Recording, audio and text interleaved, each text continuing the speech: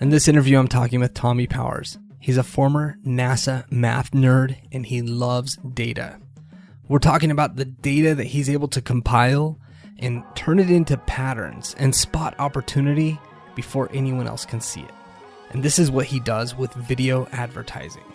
So we're going to have this conversation and talk about the 3 different levels of engagement. He's going to share how you can create conversations that convert. And we're also going to be talking about the window of opportunity with video and a few things that are happening in the future. Again, as I mentioned, he's able to take these complex patterns and predict the future, and you're going to hear what's coming up next. So let's jump into this interview with Tommie.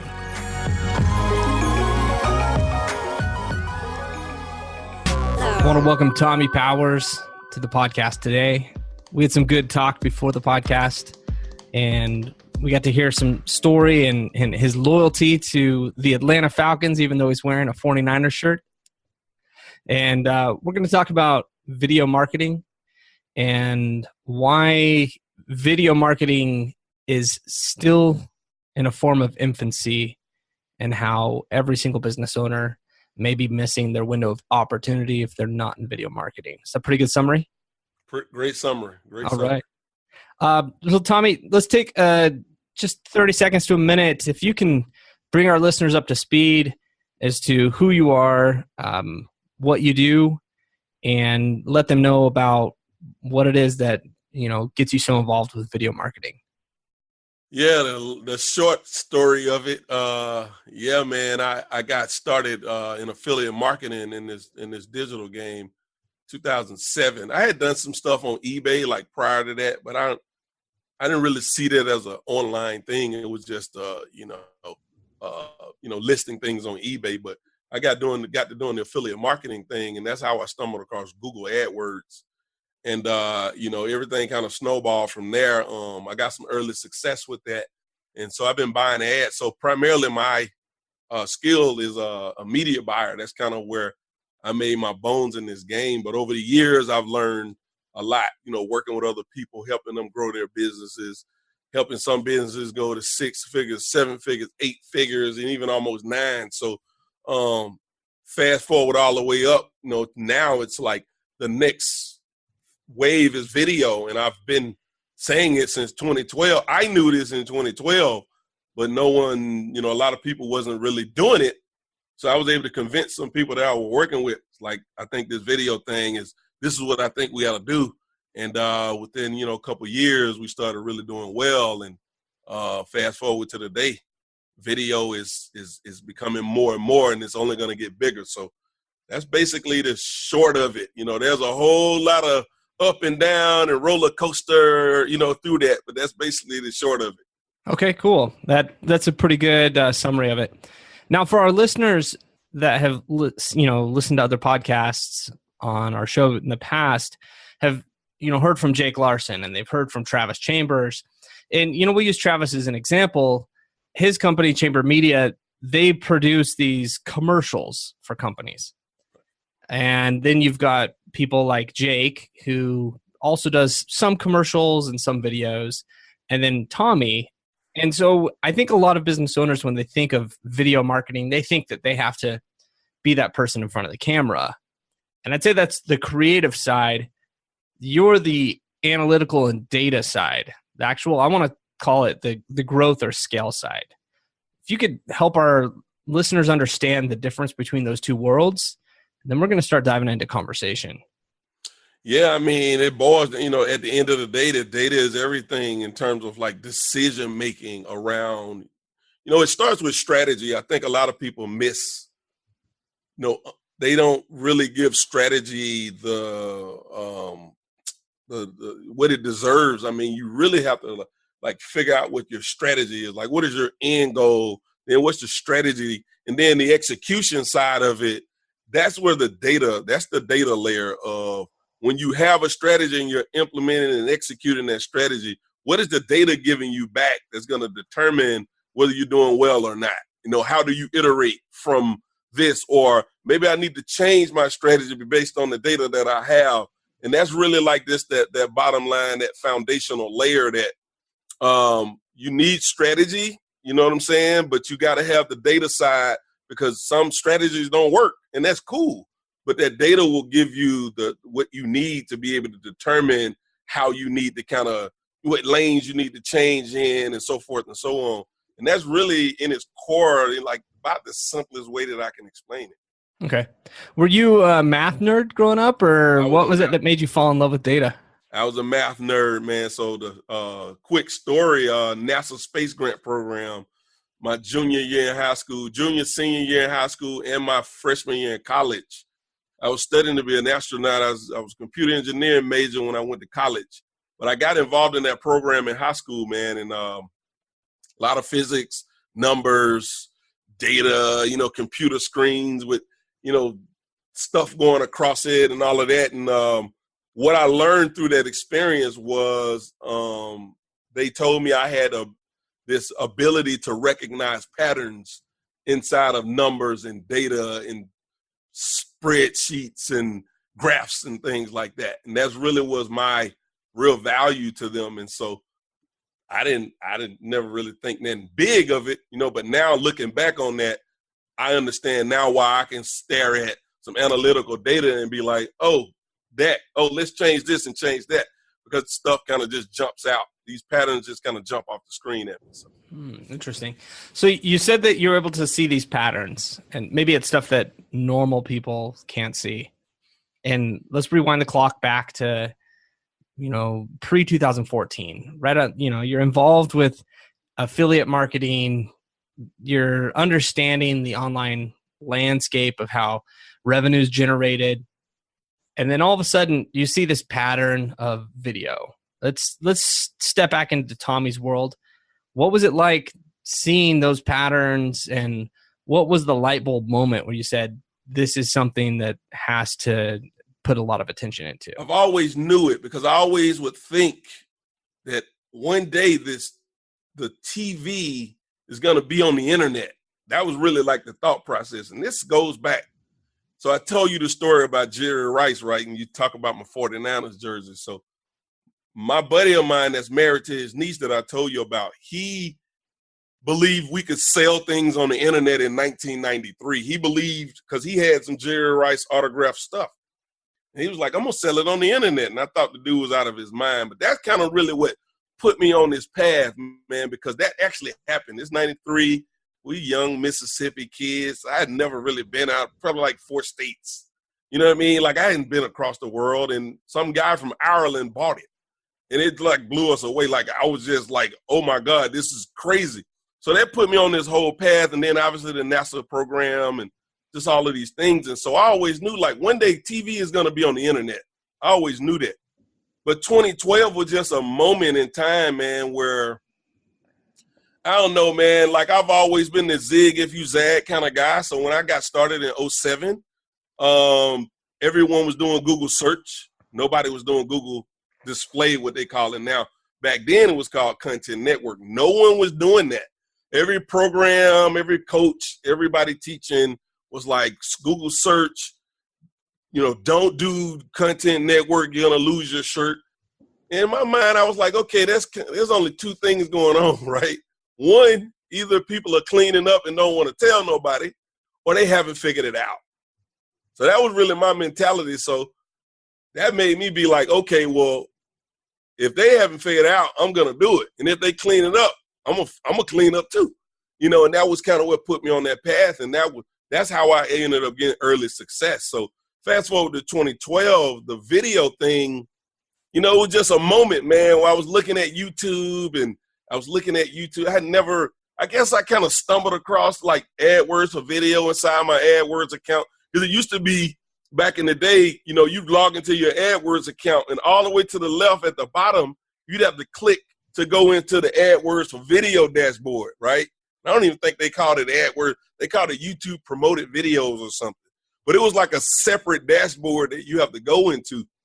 And I guess I stumbled on that, man, and it just got me to thinking. It's like, and I really was just started looking at YouTube, because I watched a lot of YouTube, but I never thought about it from an advertising perspective. And I was, and it just, I don't know. I think it's just one of those things where I couldn't shake it, for 3 or 4 months. It's just like, man, I need to try this YouTube thing because one day the TV is going to be on the internet.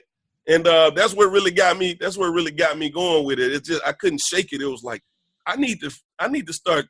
I might not make no money doing this, but I'm gonna learn something. I need to start messing around with these videos on YouTube, advertising.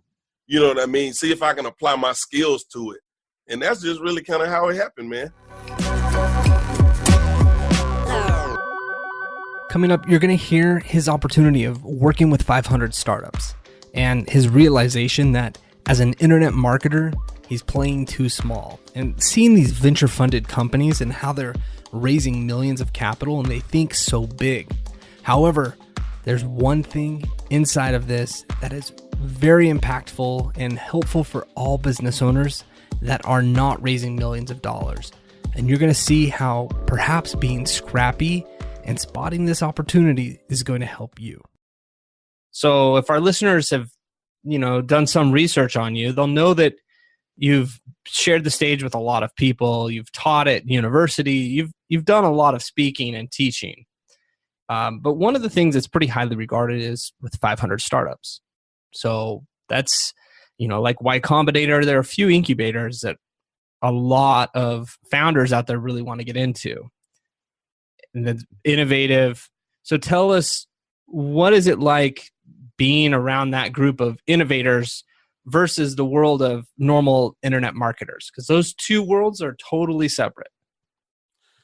Number one thing, man, is they just think big. It's just like the level of thinking is just so different. Like I felt like I was thinking so small, like right away.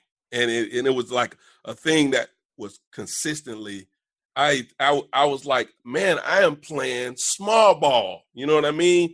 Like the mindset, the ability to think so big was just on another level. And that's really what changed me, being involved in that world. I spent a lot of time in Silicon Valley, actually, for about 2 years. I was out there all the time or somewhere with them, Miami, Toronto. I didn't end up going to Mexico. I was supposed to. LA a bunch of times, Silicon Valley, like I can't even count.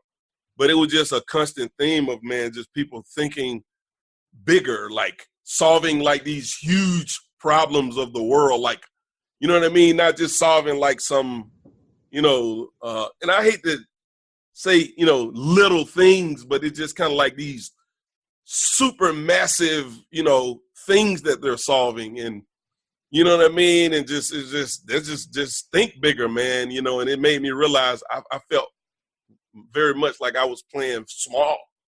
And that kind of really what changed. I think that's the biggest difference, because I'll tell you, man, the internet marketing world, we have such great skills in terms of doing more with less.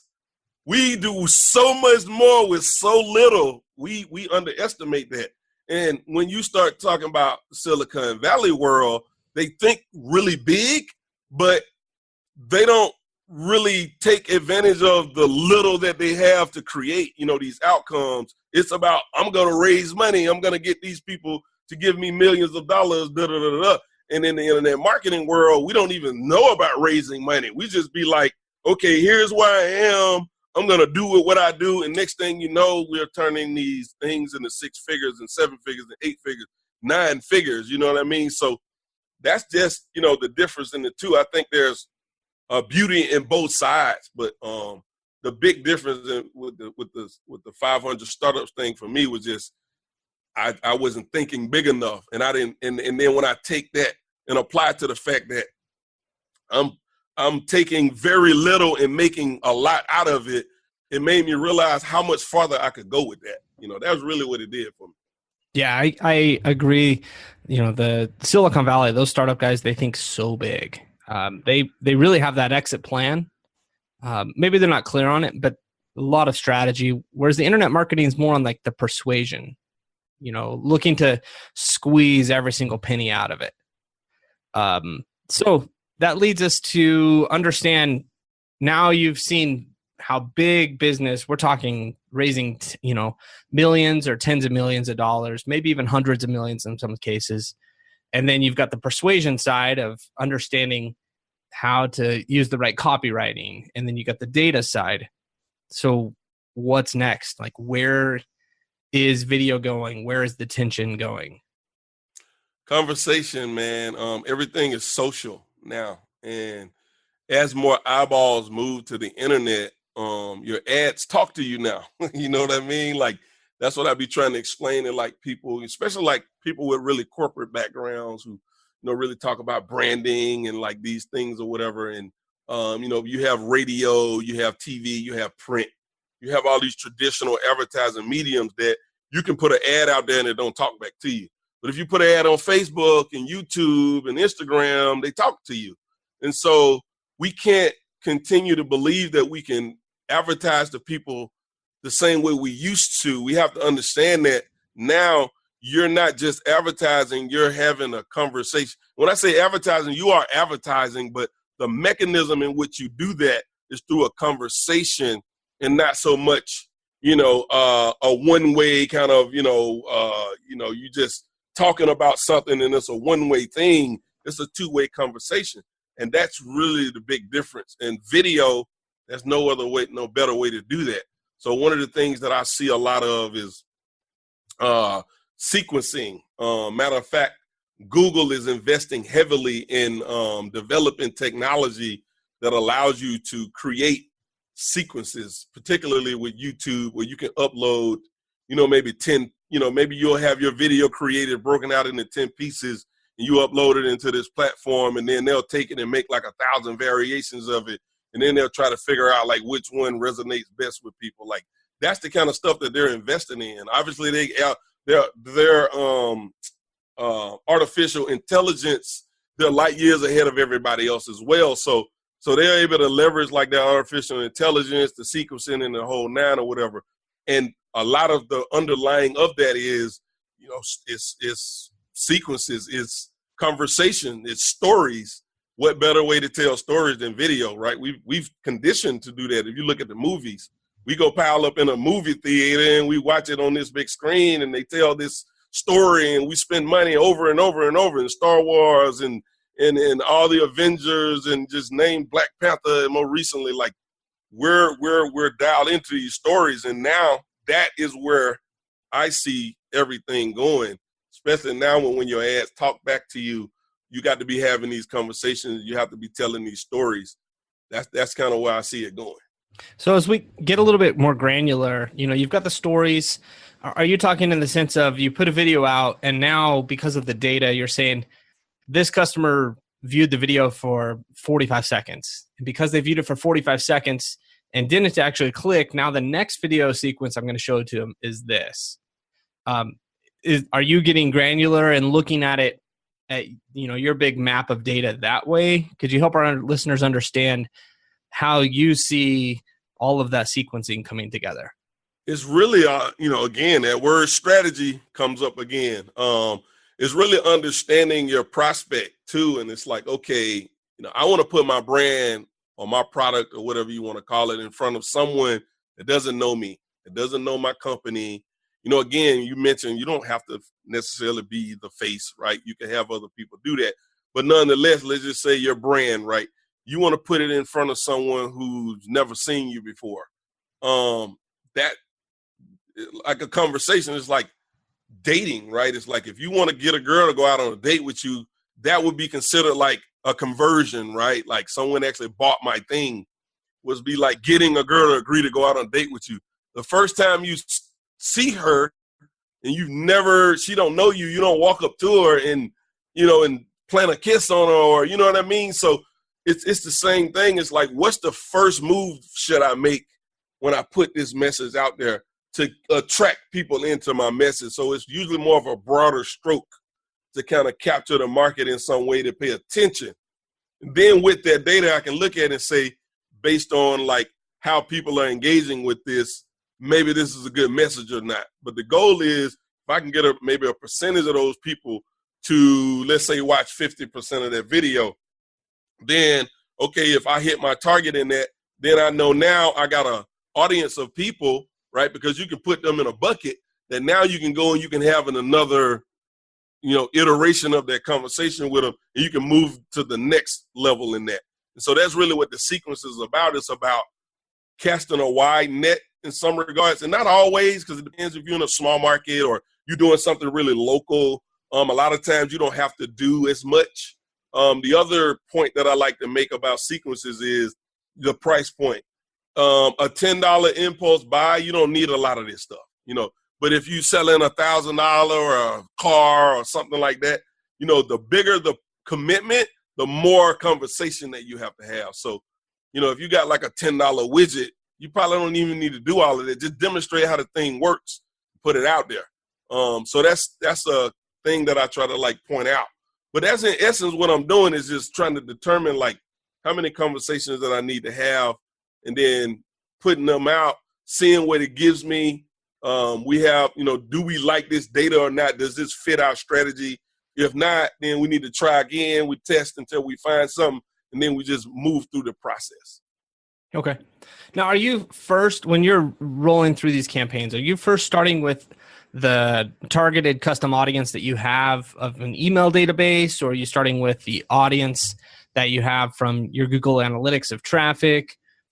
Where are you starting with so that you can springboard to the next? So that's an interesting question because it really depends. So again, strategically speaking, if I got a brand new program or product or whatever it is, that's going to dictate my strategy, right? If I've never really ran any ads, then I'm probably not going to have a custom audience or whatever the case may be. So I have to think differently.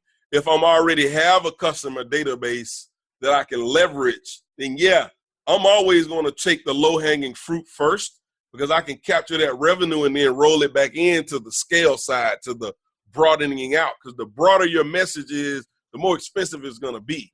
But you don't have to come out of the gates with that if you have some assets available to you.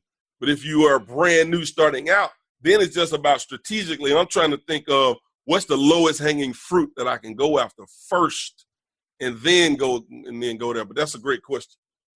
Okay.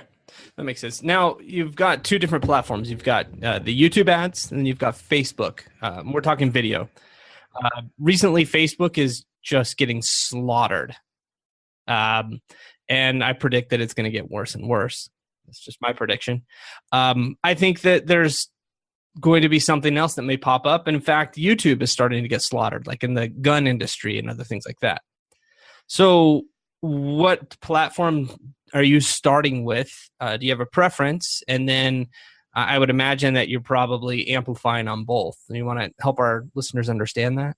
So again, strategy wise, I'm not going to do both at the same time if I'm starting out. If I have a company that's farther along from a traction standpoint, they've already proven that they can buy ads. They're probably already running somewhere. They may not just be using video.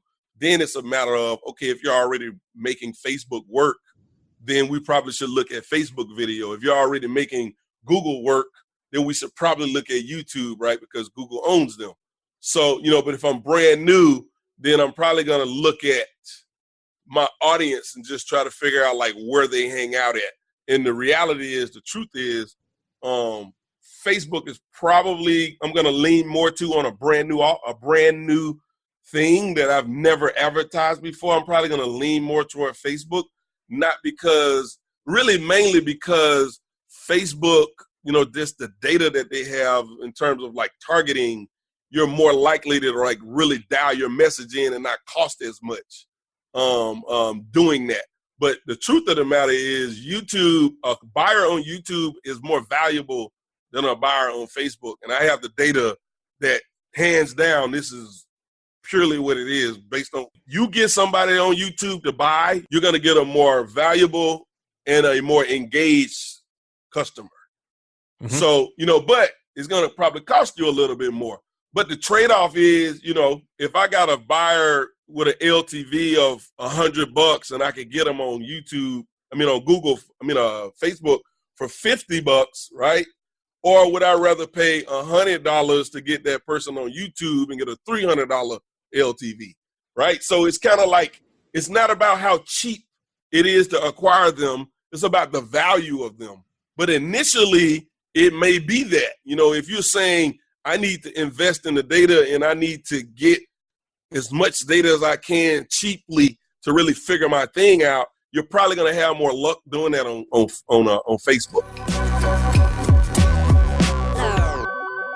Up next, we're talking about retargeting. And Tommie says why it's hard to not have success when you're doing retargeting.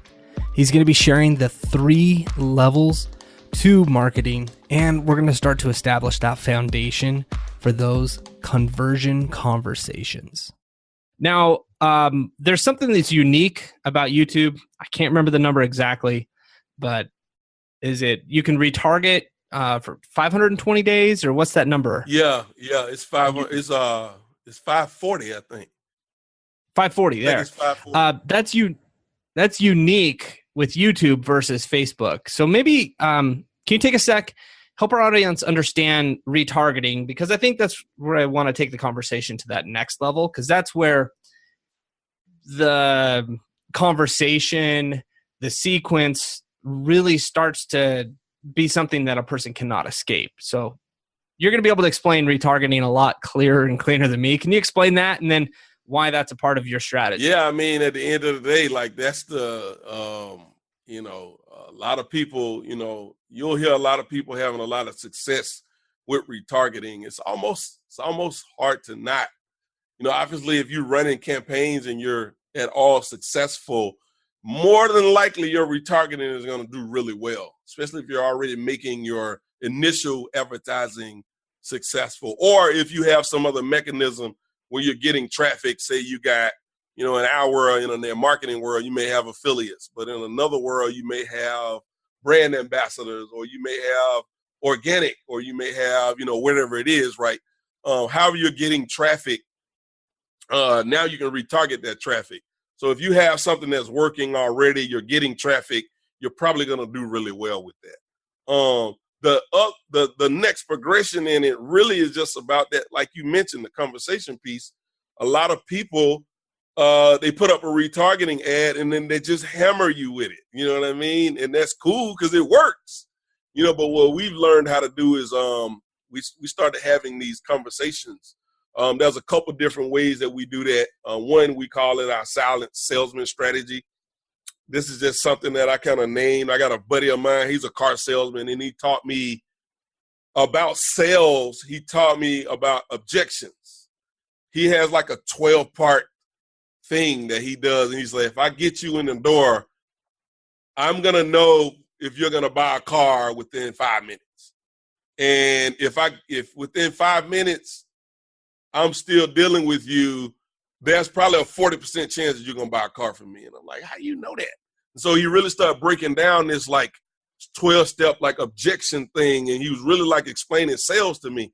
And I was just like, and it just swirled around in my head for a long time. And so I was working with, talking about Organifi, I mentioned them earlier.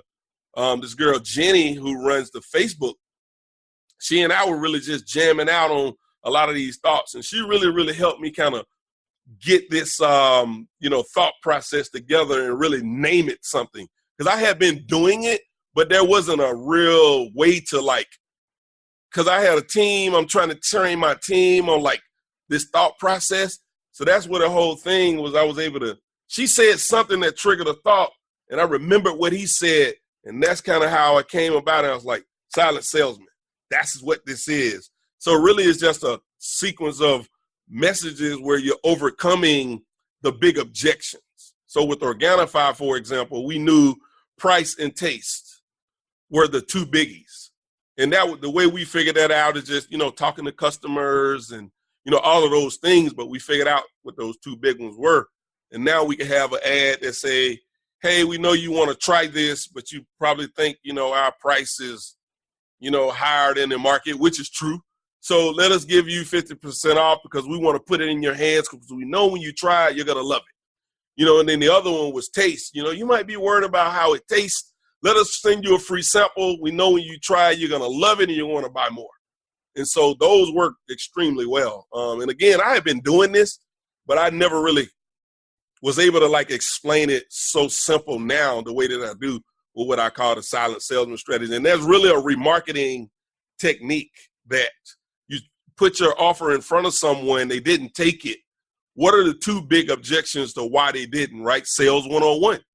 And then figure those out, talk to your customers, email them, live chat, whatever it is you got to do to figure out why people aren't buying from you. And then once you know what the big ones are, then you can go. And again, the bigger the commitment, the more objections you may have to have. So for example, my friend who's the car salesman, he got 12, so he's selling a car. That makes sense. With Organifi, it's like a $50, $60 purchase. I mean, we got two, so it just depends on, how big of a commitment that you're making. But in essence, it's just sales 101, man. And so that's been working like gangbusters. Like that's something that I've applied across the board to pretty much everything that I work on now. And it's not just fire up a retargeting ad and just jam it down people's throat. We create a sequence of ads that are designed to overcome the objections of why they didn't buy. Okay. How granular are you getting into the data? So when you're looking at running these ads and you see, okay, they watched 10 seconds or 30 seconds, or they watched the full video, they didn't make a purchase, or they watched X seconds and then did make a purchase. Tell us, what's your thought process? Because you have this ability to see patterns and to understand the data at a higher level. Help us understand so that. Probably more granular than I should because I'm a geek when it comes to the numbers. And when I'm trying to teach this to other people, I have to always remind myself that, don't try to do it unless you're going to hire data scientists or somebody like that whose job is to like focus on this stuff. Like, don't get too carried away with it, because I do, but that's just because of what I like to do. I'm a geek at that. But really it's just, money in, money out is kind of what we're trying to figure out at its core. And then as much of the data that you need to kind of determine what that looks like. Different companies need different levels of it. The more you scale, the more data points that will happen. Maybe you need a data scientist or whatever the case may be. But typically, man, when I'm looking at it, it's probably more like a progression. There's like a level 1, level 2, all the way up, right? So at a level 1 is really just like, are people engaging? You know what I'm saying? Am I getting the engagement? Like, is this message resonating with people? Even if they're not buying, like, are they resonating with the message? And that may just mean, I get 1,000 views, and out of 1,000 views, I get 10 comments, 20 likes, whatever, and 4 shares. Maybe I look at that and say, okay, people like this. I'm not getting the angry. I'm not getting haters in the comments. You know what I mean? Like, I'm just kind of looking at that. That's like level 1. And then the next level up, it may be more along the lines of, are people engaging? Okay, great. Now, are they actually clicking through? How many people are actually clicking, going to my offer? What's the conversion look like? So it's just kind of like little by little. But I mean, ultimately it's about money in, money out. But these are just like progressions that you go up the food chain. And so for me, a lot of times I'm probably way too granular than I need to be. But it's, don't get overwhelmed by the data. You know what I mean? It's just a means to an end in terms of, I put $1 in, I want to make more than $1 back. What is this? What am I seeing that can give me some idea of, am I on the right track? That's about as much as you really need to look at. So I'll be clear and clarify something for our listeners. When it comes to a person in their expert industry, when you said, you geek out about it or you go too deep, that's the reason why you're at the very top. And for our listeners, it as speakers or teachers or whatever we do, we always want to, and it's a disservice in a way that we want to discount our expertise to make people feel comfortable. And I get that. So as listeners, you can maybe hit that level 1 or that level 2, but really to get something that is going to grow to a massive level, that's going to make it, you do have to put in that extra work. And I'm only saying that from having friends that are venture capitalists, angel investors. I own a company that does a lot of work with Harvard Law and counsel, Google and other places. They're the best of the best for that reason. So I don't, I know it's easy to say that, but you are world class and you've gotten there because of that skill. So let's roll back a bit and say, how can we get listeners to get to a level 1 or a level 2? And then we'll start to talk about maybe some of the strategies on further up. Message and offer. I mean, you can buy traffic. I don't really care where you get it from. Doesn't really matter. You got a crappy offer, no one's going to buy it. You got a crappy message, no one's going to listen. You know what I mean? So those are the primary two things that I stress.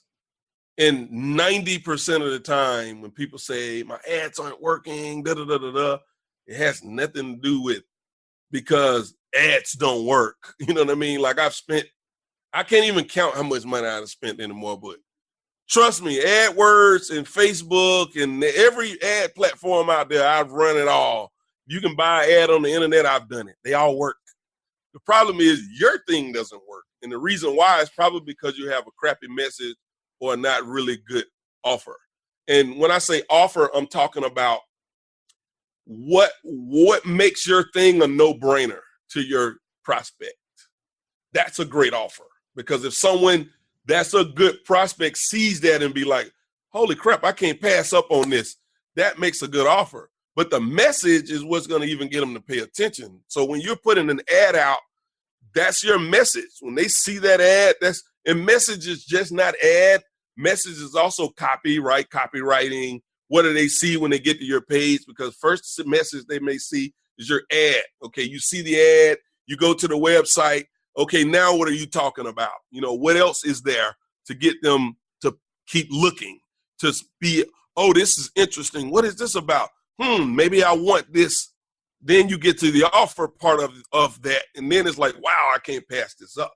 So everything leading up to your offer is all about your messaging, whether it's your emails, the ads, the sales copy, everything, like all of that stuff that gets them to even look at your offer. That's all your message.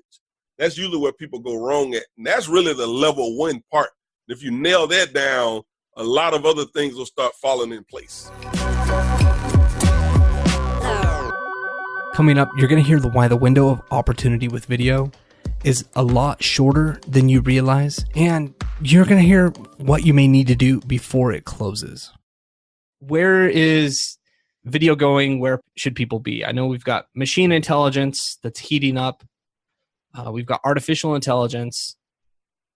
Where is it? Like if you had to say, listeners, you've got 12 months to get your butt in gear to really grow your business with video, here are the 3 things I would focus on. What are those 3 things? That's a great question. So first and foremost, there is a window with video, and only because of the first mover advantage. And if you look at the bell curve, you probably understand what I'm talking about with a bell curve. There's these, super early adopters. So really you're in this place right now where, if you really want to be a first mover, early mover, the ability to make a lot of money is way greater than it will be, say, 3 years from now. According to Cisco report, which is a huge company, they say video is going to be like 82% of internet traffic in 3 years, 2021, less than 3 years. So that's really your window of opportunity because they're already reporting that out there. And Cisco, that report is going to the hands of all of the Fortune 1000. Like they're looking at that because it comes from them, right? So there's a window right now to that. But if you're going to move on it, now is the time. However, I think stories will always win. If you have an ability to tell a story, doesn't matter if you're doing it now or 10 years from now, that's going to be the difference. So if you're not telling stories, you don't have a brand story, you need to start developing that. And you can start testing it now when the market isn't as crazy. We all know, you said it earlier, Facebook getting slaughtered. The price on Facebook is going through the roof. A lot of people moving to YouTube. The same thing is going to happen. 82% of the internet is going to be video. I mean, and this, I want to say 17 was the first time ever where digital advertising spend was greater than every other advertising medium that we know of. So that's only going to increase. You know what I mean? So if you want to advertise your business online, it's only going to get more expensive, but stories will always win. And then you have a first mover advantage right now. You said 3 things. Yeah, I would say, okay, you got your message and your offer dialed in. That's when you're really going to start digging into the data side. Start figuring out, how do I increase my customer value? Because he who spends the most to acquire a customer always wins. And that's how you scale. That's how you get these companies that massively grow like really super fast. Buying media, being able to do that is being able to outspend the competition. Well, then I'm going to ask this. You and I have a mutual friend, Evan Tardy. He's got a company called, he's the president of a company called Dr. Axe. They're doing really well. When you sit down with Evan, or let's say this way, if you were to sit down with Evan today, what advice would you give to him, knowing that they're already doing video, that they already have an audience, that they already have good products? How do you help them add more to that bottom line? The big thing for them is the data layer and being able to tie it all together. I know that they have a lot of just organic, they spending a lot on ads. And I think it's just like tying it all together just in terms of like really understanding your real true customer value, because the confidence that you have on acquisition, the better you know that number, the more confidence that you have on acquisition. I mean, I would be everywhere if I was them. I would be TV, because TV is starting to be cheap again. I would be, and I think they mentioned being on TV and maybe it didn't work out or whatever the case may be, and again, I guess it depends on how you do it. It could be really expensive. You put too much money into creative. I don't really believe in that. I believe in that, but I don't believe in doing it all at once, right? Let's say I had a $50,000 creative budget.